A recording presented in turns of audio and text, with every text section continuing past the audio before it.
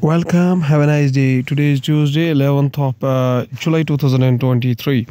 July 11 is celebrated as the World Population Day around the globe, the day which seeks to focus attention on the urgency and the importance of population issues, was established by the then governing Council of the United Nations Development Programme in 1989.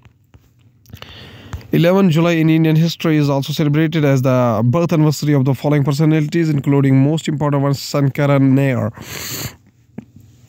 11 July 1857 up to 24 April 1834. 1134, an Indian jurist and a statesman. Starting the newspaper analysis with the newspaper The Hindu states that Home Ministry had asked Manipur Mizoram governments to record biometrics of illegal migrants by September 30. Days before ethnic violence erupted in Manipur, the Union Home Secretary Ajay Kumar Bhalla had asked the state governments of Manipur and Mizoram to capture the biographic and biometric details of illegal migrants. The Hindu newspaper also states that Biden engages in tea diplomacy in the United Kingdom ahead of NATO summit. British Prime Minister Rishi Sunak meets with the United States President Joe Biden at 10 Downing Street in London, Britain, July 10, 2023. The Hindu newspaper also states that External Affairs Minister S. Jaishankar files nomination papers for Rajya Sabha polls from Gujarat. External Affairs Minister S. Jaishankar on Monday filed his nomination papers for election to Rajya Sabha from Gujarat. Going towards the Indian Express newspaper states that era of progress and peace in Jammu and Kashmir since 2019, government to Supreme Court over Article 370 move. The government says India showed that global events can be held in what was a secessionist terrorist region, and that work on transit accommodation for the Kashmiri pandits for their safe return is expected to be majorly completed in the next 1 year.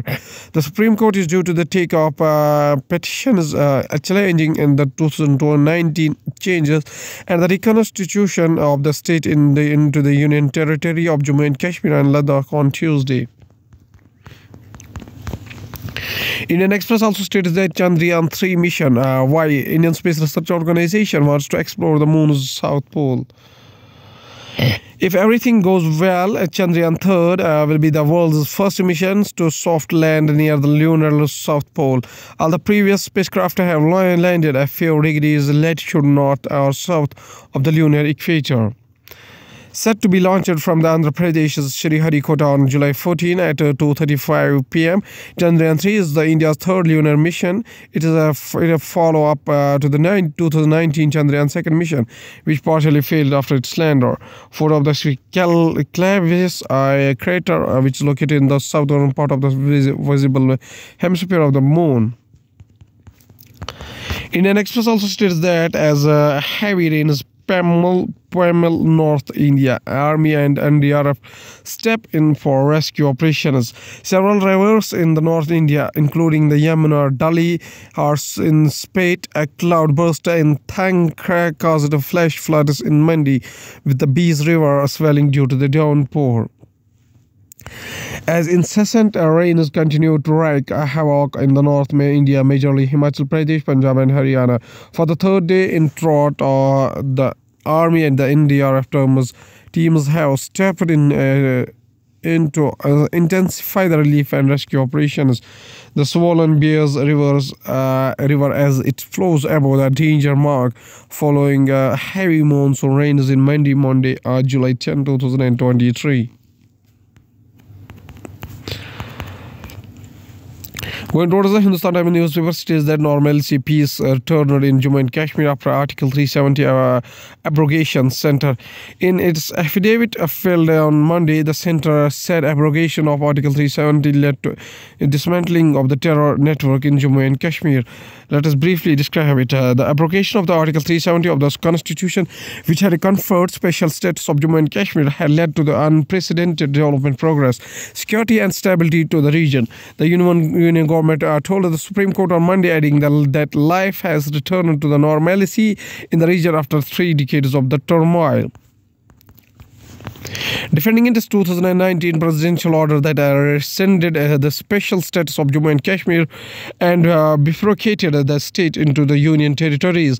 The center, in its affidavit filed on Monday, said that the abrogation of Article 370 led to the dismantling the terror network, and incidents of the stone pelting and street violence have now become a thing of the past.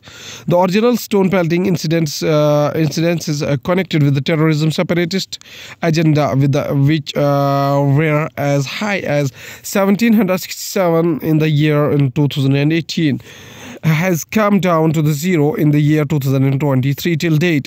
In 2018, there were 52 incidents of organized B&H Hartal, which has come down to zero in 2023 till date. In addition, resolute anti-terror actions have resulted in the dismantling of the terror ecosystem, which is reflected in a significant drop in a terrorist recruitment from 199 in the year 2018 to 12 in the year 2023 till date, said the affidavit filed by the Home Ministry. The Hindu newspaper also states that high intensity rain unlikely in the coming days in Delhi. Indian Meteorological Department says after the consecutive days of heavy rain, which inundated several parts of the city over the weekend, the capital might get some much needed relief in the coming week. Commuters on Bahadur Shah Zafar Marg at ITO in New Delhi on Monday. Another Times also states that Supreme Court extends Satyendra Jain's interim bail till July 2024. Till July 24. Former Delhi Minister Satyendra Jain on Monday submitted medical reports in the Supreme Court pressing the need to extend his interim bail in a money laundering case for letting him undergo multiple surgeries. Supreme Court extended Satyendra Jain's interim bail till July 24. Going towards the economy of the country, Adani Hindenburg case. Lack of requirements to disclose last natural person about every person owning economic interest in FBI's is the challenge SEBI to Supreme Court. The Supreme Court appointed Justice Peer Committee had said that the market regulator had drawn a blank in its investigation into the Hindenburg allegation against the Adani Group. GST Tribunal Industry seeks clarity time-bound resolution. Assocham has flagged that many appeals are already pending to be filed before the GST Appellate Tribunal, which can be dealt with the expeditiously of mechanism can be devised to put up matters involving similar issues together before the tribunal.